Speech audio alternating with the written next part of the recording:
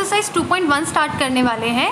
तो इसके अंदर जो फर्स्ट क्वेश्चन है उसमें पूछा हुआ है कि इनमें से कौन सा पॉलिनोमियल है in one variable. So we have to see two things कि ये एक वेरिएबल में है कि नहीं और दूसरी चीज़ कि ये पॉलिनोमियल है कि नहीं। तो हम क्वेश्चन नंबर फर्स्ट का फर्स्ट पार्ट सॉल्व करते हैं। तो हमें इसके अंदर दो चीजें चेक करनी पड़ेगी। सबसे पहले कि ये पॉलिनोमियल है कि नहीं। जैसा कि हमने फर्स्ट वीडियो में डिस्कस किया था कि पॉलिनोमियल को आइडेंटिफाई करने के लिए हमें उसके पावर देखनी पड़ेगी वेरिएबल्स की। तो फर्स्ट टर्म में x की पावर 2 है, सेकेंड टर्म में x की पावर 1 है और लास्ट टर्म में x नहीं लिखा हुआ था तो हम उसे x लिखकर उसकी पावर 0 लिख सकते हैं। तो यहाँ पर देखा जाए वेरिएबल की हर जगह पावर एक होल नंबर है, तो हम कह सकते हैं कि ये पॉलिनोमियल है।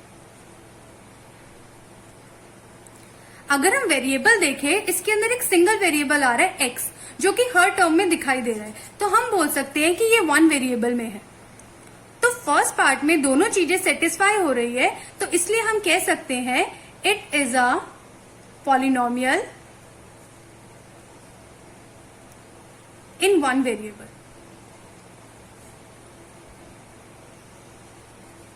Let's come to second part. Second part में अगर हम वेरिएबल की पावर को देखें तो 2 है और सेकेंड टर्म देखें इसके अंदर वेरिएबल नहीं है तो हम y की पावर को 0 लिख सकते हैं।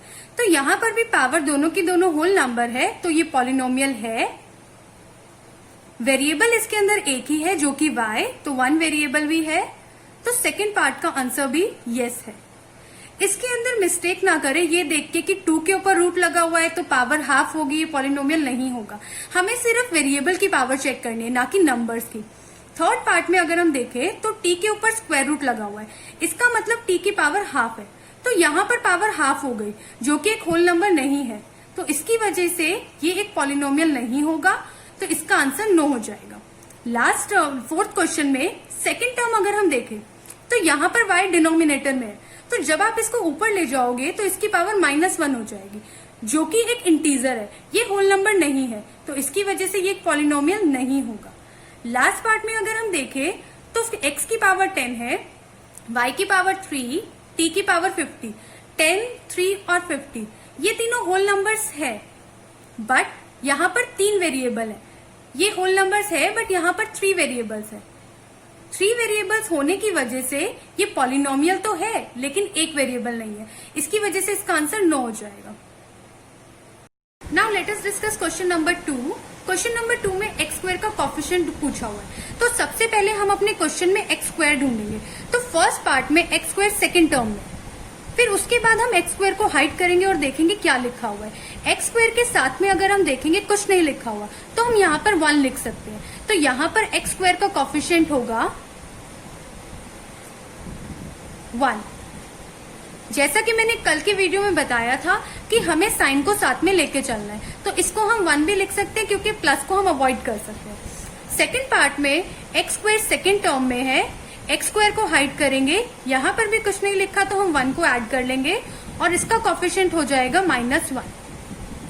थर्ड पार्ट में एक्स स्क्वायर फर्स्ट टर्म में है, उसको हाइड करने से हमारे पास बचता है π/2, तो थर्ड पार्ट में एक्स स्क्वायर का कॉफिशिएंट हो जाएगा π/2।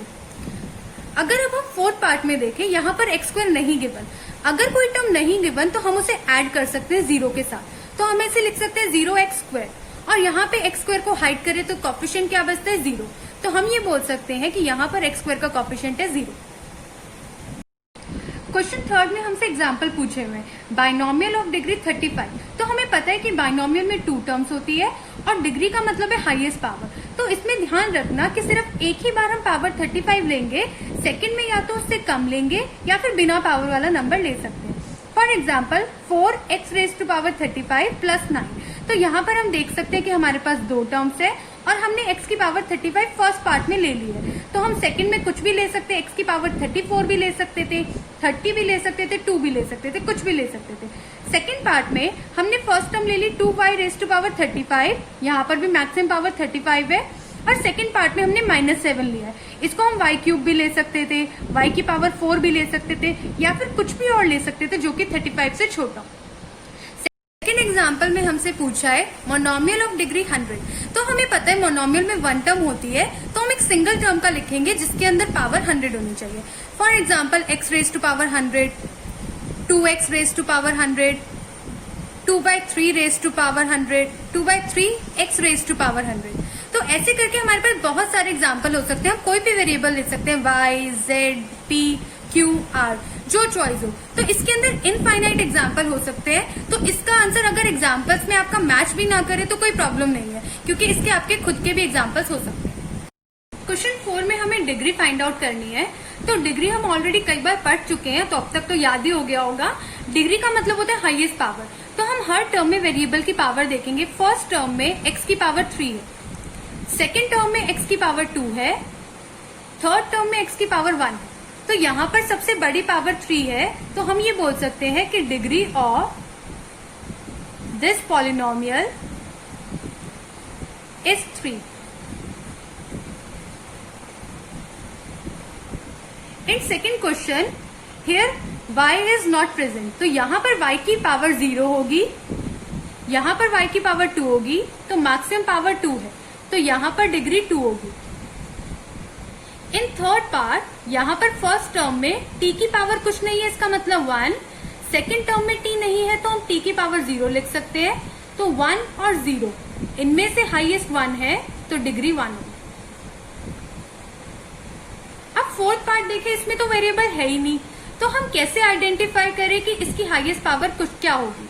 तो हमने देखा है कि अगर वेरिएबल ना हो तो हम उसे x की पावर 0, y की पावर 0, t की पावर 0 कुछ भी लिख सकते हैं, क्योंकि इन सब का मतलब 1 होता है। तो मैं 3 को लिख सकती हूँ 3 इंटू एक्स की पावर 0, क्योंकि इसका मतलब 3 इंटू 1 3 ही होगा।